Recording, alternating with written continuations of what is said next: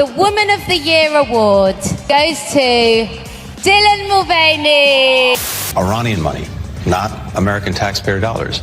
But a lot of people here are here for their Instagram stories.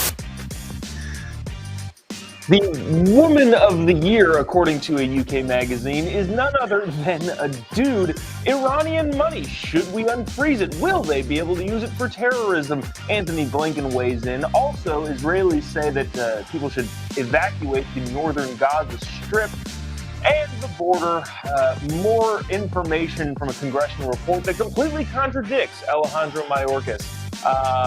All that more coming up on this episode of Daily Caller Live. Thanks so much for tuning in. My name is Jobob. Daily Caller Live starts right now. Brown guy on earth named Jobob. That is actually her name, Jobob.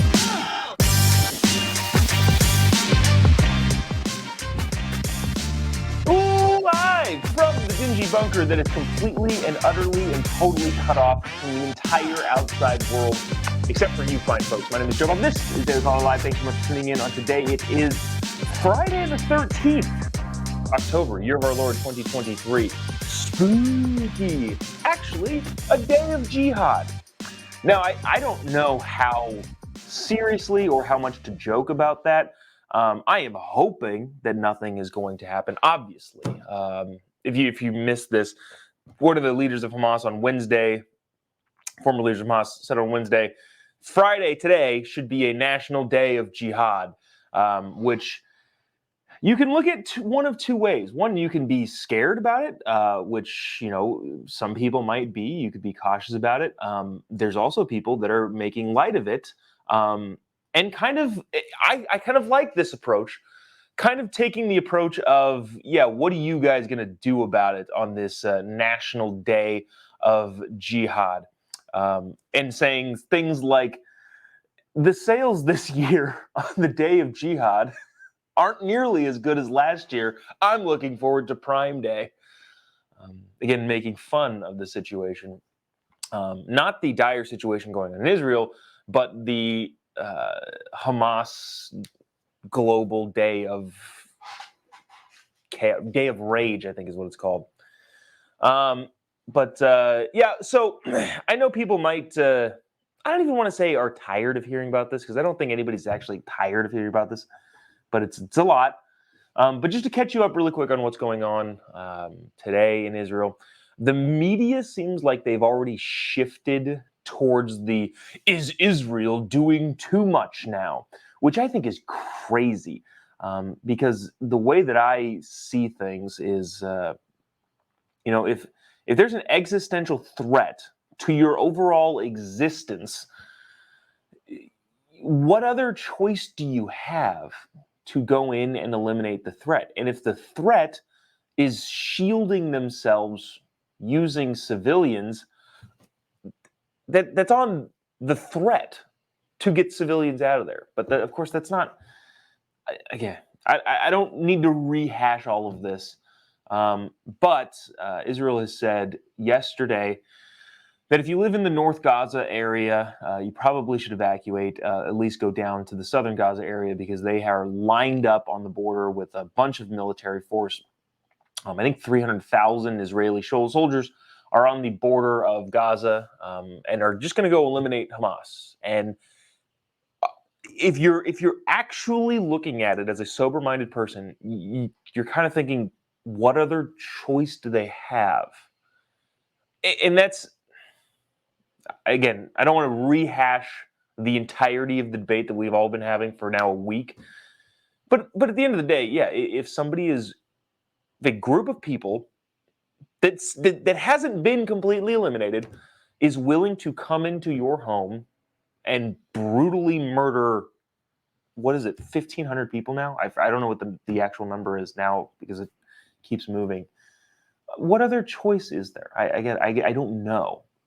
And it's also fascinating to see how many people are either pro-Palestine or just anti any American involvement whatsoever, because, no money to Ukraine or no money to Israel. It's a stupid, you can't put those two things together. But again, we won't rehash that. But I did want to play this clip. I think this is one of the more sober-minded clips I've seen of a guy on a college campus talking about what's going on the college campuses in reaction to the protests of pro-Palestine, which is pro-Hamas, which is therefore pro-killing innocent people indiscriminately. So watch this and we'll discuss on the other side. Check it out. My cousin was killed there. I've seen images, we've all seen the images of women raped. However, people come here because they want to check off the list of the box, right, of the progressive box. And there's nothing progressive about killing children. There's nothing progressive about, murdering people, kidnapping Holocaust survivors, or beheading babies. I said, name 5 cities in the West Bank, and he couldn't. But again, he is not directly involved in the situation. And again, I hear people's pain, right? I really, really do. But a lot of people here are here for their Instagram stories, and there's people's lives over there at stake. Yeah. So, I don't know. That kind of seems to be the case with Instagram, and there's a book that I've read into a lot. I haven't read it yet, but it's called Under Dogma. But the entire, I guess, premise of it is the dogma that is created out of solely going in favor of whoever the underdog is at the moment. And that's how the human psyche just works for some reason. If whoever's the underdog, that's who we need to be supporting at all times, which is just it's a weird way to look at the world, but I think that's a lot of the reason why you see so many free Palestine protests, signs, Instagram posts. And that guy said it right there. I think a lot of people are just here for their Instagram stories. And that is no way to make geopolitical policy endorsements. Not that those people's endorsements do much, but, it lets the rest of us sane people know that they exist, which is, ugh. I also tweet, truth or threaded I asked the question yesterday, and I don't actually know. I would love to figure out what does free Palestine actually mean? Like, what is that objective? Like, you see so many signs, at least I do, either on the college campuses we go to. I didn't see any yesterday. Candace Owens and I were at Georgia Tech last night in Atlanta. I didn't see any free Palestine signs there, but we did at UCF with Charlie on Tuesday. But what does that mean ultimately? Because I guess I don't know, and nobody that I've come across has been able to explain it to me. What is the end result of quote unquote free Palestine? The Romans gave the name to that region, Palestina, and apparently that name for that region has stuck clearly. And so does it mean that everybody needs to leave the region? Or does it mean that people who moved there in the last 100 years have to leave the region? Or does it mean that anybody who lives there should have free reign of anywhere in that area in which you're going to see violence and bloodshed? Does it mean that Jews as a whole need to live? Like, what does it mean? I don't know what free Palestine actually means. It's just another one of those floofy sayings that I don't know has any real tangible, actionable thing attached to it.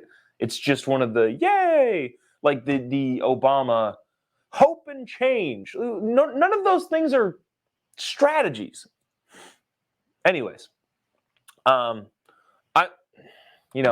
it's going to be really, really, really freaking fascinating to watch what's going on. Not only it's not fascinating to watch what's going on in Israel right now. It's fascinating to watch the media cover what's going on in Gaza, and the wobbling on support for the country that got brutally attacked is apparent now and will be shifting fast. So that's going to get interesting. Let's see. Geez, there's some of you people in the comment section. I appreciate you for watching, but some of y'all are nuts. And I think you might know it too. Jody points out this under the direction of Iran and others. Yeah, that's another thing I want to talk about today. So this $6 billion that the United States gave to Iran, big deal 2 months ago. There is some clarifying here, and there is some interesting movement on it now. There's been the case made at the beginning of the week. Well, hold on. We unfroze Iranian money or money that Iran has access to, but we can freeze it again? Why don't we just do that? And so yesterday, early yesterday or either the day before that, the Biden administration said, yeah, we are actually going to refreeze that money. But here's the problem. Antony Blinken, Secretary of State, has been going around saying things like this. I'm going to play this clip for you. This is him on...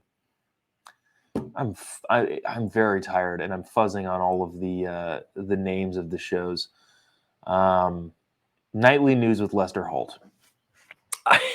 This is him with Lester Holt talking about the $6 billion going to Iran, and says a lot. Well, he says a lot in not all that much time, and a lot of it's wrong. Check this out. Now, when it comes to $6 billion, it's important to be very clear because, unfortunately, some people are either misinformed or they're misinforming.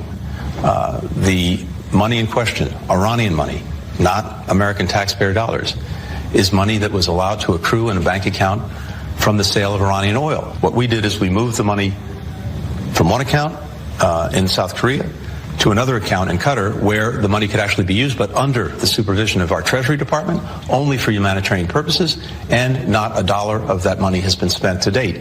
And we retain the right to freeze that account. Okay, so he's saying a lot there. First thing that he said up front was this is Iranian money. It's not U.S. taxpayer money, and it's been made from the sale of oil. Okay, who buys oil? Does the government pick the money from the money tree and then use that money to pay for Iranian oil? Or wait, hold on. Is it possibly taxpayer money? But wait. He said it wasn't taxpayer money. And I understand what he's saying, and maybe it's somewhat of an unfair point. But to say, oh, this is not U.S. taxpayer money, it's Iranian money they made from purchasing it. Okay, well, then who purchased it? Was it just, again, magically, the money just magically appeared from the government money tree that they've been hiding from me and I don't know anything about? And if we have a government money tree, why do I have to pay so much money in taxes? I just got a tax bill for a property of mine, and holy cow. It's one of those things every year you get reminded of, oh my gosh, this is an insane amount of money. And I understand that's not federal taxes. I get it. I don't comment talking about that. But bottom line is, hey, if the government has a money tree, how can I get access to it as well? If the government and the people, by the people, for the people, I am one of the people, I deserve that money tree too. Or is it the case that, yeah, it is taxpayer money, just in a different form? Then he goes on to make the point of, well, we've moved that money from Korea to Qatar, and we have absolute control. The U.S. Treasury has absolute control over where that money goes, and it only goes to humanitarian causes for Iran. Okay, we've made the fungible argument over and over and over again. It's like, okay, well, so then the money that they were going to have for humanitarian aid in their country, they'll just put that money towards the terrorist stuff and then use the money that the U.S. is unfreezing for them to pay for that. The fungibility argument has been made over and over and over and over again, and even pushed back on him. But I think the bigger question is that now that the Biden administration has refrozen that money, the question is why? He's gone on all of the talk shows, given press conferences, talked to a bunch of people how there's no way that this money could be used for terrorism. So then why did you freeze it? Again, I am pro-freezing the money, right? I'm pro the United States refreezing that money. And I think the political push from both sides of the party is freaking freeze the money again. But if you're so confident that it's not going to go anywhere else towards humanitarian aid, other than humanitarian aid to Iran, then why give in to the political pressure? Or is it the fact that, yeah, the fungible argument is a good argument, and there's now too much political pressure to where you just have to capitulate and do the thing that everybody freaking wants you to do? I think that's funny. So either he's lying here saying, no, there's no way that this could possibly go to anything else. Or it doesn't matter. It's classic politics. You got government people saying this cannot absolutely not happen. And even though we think that it can't happen, we're going to do this other thing anyway to make sure the thing that we're saying can't happen doesn't actually happen. Bunch of weirdos. Anne says this, Blinken is such a weakling.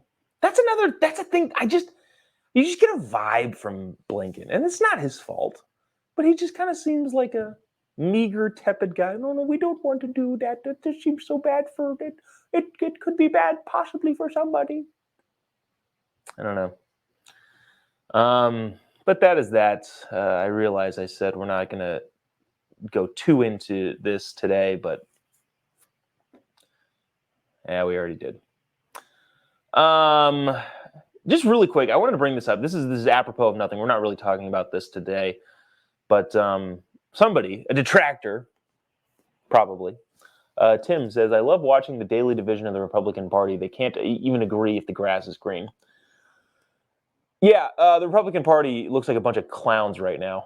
Again, we're not really talking about this whole speaker situation, but holy cow, the Republican Party is not a serious party at the moment. And for all of the people that are going to be offended by that comment, know this. Everything that Matt Gaetz said about the money not working for the people, the government being a big uniparty, and all of these things, that the people have the right to not be taxed to death. I agree with every single thing Matt Gaetz said. And also, booting out the speaker of their own party is stupid. Why? And I think I mentioned this on Instagram the other day. Of like, look, if you want to be a hardliner on these sorts of things, you have to have basically a voter mandate. In other words, you have to win freaking elections. When the majority is this tight, you don't get to not compromise. In other words, you have to compromise if the thing is this tight. And if you don't want to compromise on conservative values and beliefs, which I don't, by the way, I don't want to compromise. But if you don't want to compromise, you have to freaking win elections. And so, yes, Republican Party, you can stand on your laurels and lose everything, or you can fight the incremental battle that you can fight now and then work to win elections. And if you don't win elections, you can't be hardliners. Anyways, the Republican Party is just a bunch of freaking clowns at the moment. And so even though there's I don't know, I would imagine Tim, by this comment, does not really agree with what's going on in the show. I agree with you there, Tim. I would love for Republicans to stop social media fundraising and losing. Why is okay? Never mind. Speaking of things that are losing, this out the other day. This is from the New York Post. Complete change of topic, utter change of topic. 99%, according to a congressional report, 99% of illegal immigrants who have crossed into this country are still here, that have crossed under the Biden administration. In other words, we've deported absolutely freaking nobody. The Biden administration has left 99% of them. In New York Post, why are we also saying migrants here? It's illegal immigrants. And I even get caught up saying that because that's the terminology nowadays. The Biden administration, I'm going to change it, has let 99% of illegal immigrants who have come across the border since 2021, over 2 million people, stay in the country, according to a new congressional report released by House Republicans earlier this week. The report found that at least 2.1 million illegal aliens have been released into the United States by the Department of Homeland Security from when Joe Biden came into office until March of 2023. So, geez, there's still a lot more that's gone on since then. A mere 6% of illegal aliens released in the United States were even screened for fear of persecution in their home country, said Jim Jordan, the House Judiciary Committee chairman. In other words, of all of the 2.1 million illegal immigrants that come to this country and that are quote unquote seeking asylum, only 6% of them were even asked, hey, where are you coming from and why are you so scared that you need to come to the United States? The report finds that only 5,993 illegal immigrants who were tapped for deportation were ever actually seen by an immigration judge and then removed from the country, according to the quote-unquote bombshell report. This is again from the New York Post. This data contradicts Secretary Mayorkas' statement that the southern border is closed, and illegal aliens are removed quickly from the United States. I don't need to keep reading any of this because this is all stuff that everybody knows. But I think we need to be rhetorically arguing on the same battlefield, because you get people like AOC saying, no, these people are coming here legally because they're claiming asylum. Okay, so this report released by the House says that of the 2 million, over 2 million people, 6% of those people, so 12 million people, of the, sorry, not 12 million, 120,000, getting my math mixed up. So 120,000 people of the 2 million were even screened, making the case for being here because of asylum. The way that the UN has their asylum set up is you go to the first country that you enter that is a quote-unquote safe country. But if the rules that we have set up are insane, and I think we need to figure out how to get Congress to address that problem, as opposed to, well, in addition to just build a wall. There's so many tangents you can go off here, because remember last week we were talking about the fact that Joe Biden administration is actually going to now build a wall. It was racist when Trump wanted to do it, but now it's fine. So I guess, but that's that. 99% of people are still here, which is great.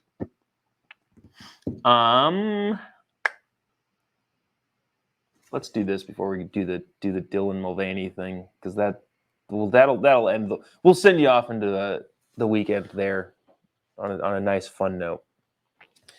But this I thought was funny. Cenk Uygur, who is apparently running for president, born in Turkey, not eligible to run for president according to the Constitution, is now getting hit from all of the sides.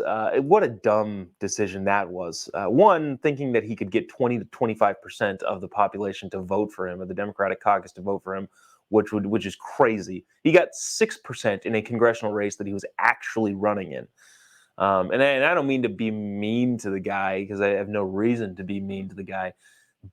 But dude, like, you're putting yourself in the barrel for no apparent reason, either out of some delusion that you think you actually can siphon off 25% of the Democratic Party, which I think is crazy.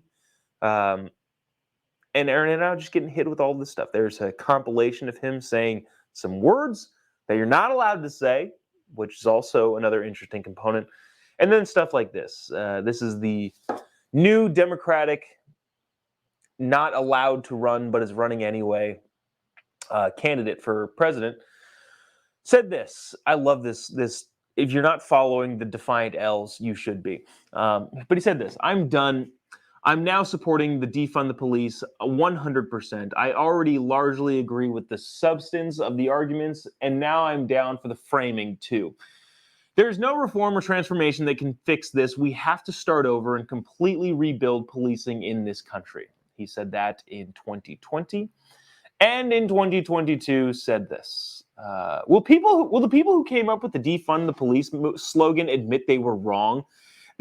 It was wildly counterproductive framing. You don't speak for the left, and neither do people pushing the counterproductive abolish prisons. Polls show that almost nobody in the left agrees with you, except for you, Jag 2 years ago. I realize I probably didn't set that up well. Basically, one tweet was from 2 years ago, and the other tweet was from not all that long ago, saying exactly opposite things, which is funny. But we'll move on to this. The Woman of the Year. A magazine in the UK named the Woman of the Year as none other than a dude dressing up as a woman. And I see, this is such a weird thing. The Dylan Mulvaney thing, yes, I'm tired of it, but also I feel bad. Does anybody else look at this situation and just feel bad for like everybody involved? I feel bad for the people that have been duped into this, that think that this is like a thing that everyone should celebrate, and everyone is can do whatever they want at any time, and there's no repercussions societally, culturally. Everything is fine. I feel bad for those people that were duped into that. I feel bad for the average person that looks at this and goes, "What the what is what?" It didn't even make any sense. Let alone having to tiptoe around the people that are super bought in as to not lose their jobs. So I feel bad for the people that got sucked into it. I feel bad for the people that it's getting pushed upon. And I feel bad for Dylan Mulvaney. I do. I genuinely, the dude has some clear mental problems that he's got to sort out. And it's unfortunate. Probably my wife, who's a therapist, would say it's a trauma response to something. And, it's unfortunate. It honestly is unfortunate. But at the same time, it's one of those things where you have to deal with it because this is a pretty pervasive thing in modern society and modern culture. I'm going to play you a little bit of the clip as much as we can handle because I can't listen to it. It's too weird for me. But nevertheless, I'm going to subject you all to the weirdness. And watch the Dylan Mulvaney acceptance speech of Woman of the Year, according to, what is it? Q Magazine, something like that. Watch this. Or don't. You can also just log off the stream now. It doesn't really matter, but watch this. Yeah. Eddie says, not me, I'm gone. Dude, I get it, man. I totally understand. And there's a bunch of people here. Just play the video. Okay, all right. We're just playing it. All right. Here we go. Check it out. The Woman of the Year award, supported by Virgin Atlantic, goes to Dylan Mulvaney. Hello, London! I am so honored to be here with you all tonight. And, some see me as the Woman of the Year. Some see me as a woman of a year and some change, as I only publicly came out online 560 days ago. And some people don't see me as a woman at all. I know, which is why receiving this honor from a queer publication like Attitude means so much more to me. Because here's what I've realized. You ready? Okay. So, no matter how hard I try, or what I wear, or what I say, or what surgeries I get, I will never reach an acceptable version of womanhood by those hateful people's standards. But as long as I have the queer community that sees me for my truth, I'm gonna be okay. And that's enough of that. This goes on for like 4 minutes. We don't need to watch any of that, but some of you in the comment section are funny. Ann says, Woman of the Year with a penis. All right. That's kind of funny. Charles says, LOL, what a bunch of idiots. And this is how I feel. Isabel says, celebrating mental illness, ? How sick and sad. Yeah, it really is. I don't know. I don't know what you do in this situation, but I don't think I'm coming from a place of hate. I would probably be categorized by Dylan in the hateful, bigoted, category of people that will never think that he's a woman. No, I don't hate you, dude. I honestly couldn't care less. about what you do. I mean, there's some things that men just can't do if they're going to be women. But if you want to dress up like women, I guess I don't care. But you can't make me say all of the things that you want me to say that are clearly just evidently untrue. That's a weird. Maybe we can dissect that philosophical thought later on, not today. But the idea of this whole like hateful thing. If you're going to call me feeling some sort of sympathy for a person that is pretty clearly lost, and I think most people would agree to that statement, if you're going to call that hate, man, wait till you see what real hate looks like, because that's interesting. But, wow, I thought this was going to be a funnier thing, but now I'm just sad. But that'll do it for us today and for this week. Appreciate you sticking around, tuning in. It's crazy. All the travel that happened this week, we only missed one day on Tuesday. I was in Orlando with Charlie on Wednesday, or Charlie Kirk on Tuesday. And then yesterday in Atlanta with Candace Owens. And you're like, how are you in Atlanta last night, giving a speech, and then are in Southern California today? There was like, I walked off the stage, got in an Uber, went straight to the airport, and thankfully there was a direct flight, which I already booked. I didn't go there hoping, from Atlanta to where I live. And so it worked out great. Got home really late last night, but I'd rather be home than in a hotel. Anyways, let's see. We only got a couple. I think we only have 3 or 4 more Turning Point tour stops, which I love doing, but makes doing some of this show sometimes difficult with the timing and time changes and on airplanes and all that sort of stuff. So anyways, all that being said, we only missed Tuesday, so that's good. But appreciate you sticking around, tuning in. If you haven't already, give me a follow on any of your social media platforms. Tickets for, you know what? I think, I don't want to announce this yet because it's not finalized. We are in Twin Falls, Idaho with the stand-up tour plus the improv tour on November 17th, which is a Friday. Tickets are selling way faster than I thought they would. So if you're in the Twin Falls area on Idaho, and then also it's either Idaho Falls or Pocatello or Blackfoot. Another city in Idaho, we're talking with the theater right now to get that date set up and solidified. So bottom line, if you're in the area in Idaho, you should go to the social media platforms, and we'll see if we can see you there. Next week, I am Wednesday in San Antonio with Charlie Kirk and Missouri University. I believe University of Missouri. Thursday next week. So Wednesday and Thursday in San Antonio and Springfield, Missouri. And then obviously the tickets for the comedy tour are available at anywhere you can find me on the internet. But that'll do it for us today. Appreciate you sticking around, tuning in. Have a great weekend. Jody says, have a great weekend. Wow, a lot of people saying have a great weekend. Appreciate it. Thank you guys. But yeah, have a great weekend. Try to, turn off the news media. Have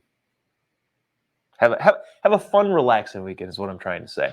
And go to church on Sunday. We'll see you on Monday, same time, same place, probably. God bless America.